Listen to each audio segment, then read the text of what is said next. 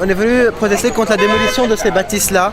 Le projet initial pour construire la tour ici à Madame Khaïs, de démolir entièrement tout le plot. Au début, le ministère de la Culture a refusé la démolition de ces vieilles bâtisses. Mais ce qui s'est passé, c'est que lundi, elles ont été démolies. On a appris plus tard que le ministère de la Culture a permis à la démolition des bâtisses, mais de conserver uniquement les façades. Nous, ce qu'on est en train de dire, c'est que le compromis est devenu inacceptable. On ne peut plus se permettre d'accepter des choses comme ça. On a trop peu de bâtisses traditionnelles. On ne peut plus permettre la construction de tours dans les quartiers traditionnels. Madame Khaïs est l'une des dernières rues où encore ce côté un peu charmant qui ressemble à la vieille ville de Beyrouth. Il est très dommage de permettre à ces tours-là de se faire construire ici. Nous avons eu de sources sûres qu'il y a eu des pressions qui ont été faites pour ces bâtisses-là et pour d'autres bâtisses pour permettre cette démolition-là.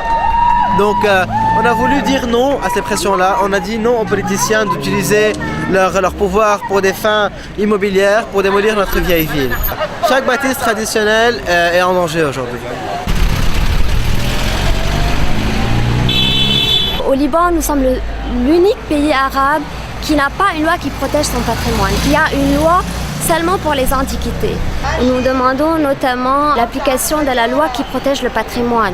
Cette loi est aussi bien bénéfique, aussi bien pour les propriétaires des anciennes maisons, pour les héritagistes et même aussi pour les investisseurs. Il faut que cette loi passe au Parlement. C'est une loi qui fait que les propriétaires d'anciennes demeures n'ont plus intérêt à la détruire. Donc aujourd'hui, le propriétaire d'une ancienne demeure a intérêt financièrement à acheter l'inspecteur pour qu'il dise qu'elle n'est pas vraiment vieille sa maison, à acheter tous les processus d'obtention de licence de destruction, il leur paye, il les corrompt et il obtient à la fin la destruction. Donc quand il détruit, il peut construire 12 étages. Alors que s'il n'arrive pas à détruire, il est bloqué avec les 2 étages. Donc il est nettement moins riche. Avec la nouvelle loi, il pourra garder ces 2 étages et vendre les 10 étages, le droit de construire 10 étages à un autre bien-fond. Donc soit l'État décidera de zones à haute exploitation, disons, ils peuvent faire une zone comme la Défense à la Quarantaine, ils peuvent décider qu'il y a une zone à haute exploitation où on peut faire des tours, soit un peu en périphérie de Beyrouth. Auquel cas, dans ces zones, ils peuvent dire on donne 50% d'exploitation, l'État l'autorise, et les 20% additionnels ils doivent aller les acheter aux propriétaires des anciennes demeures.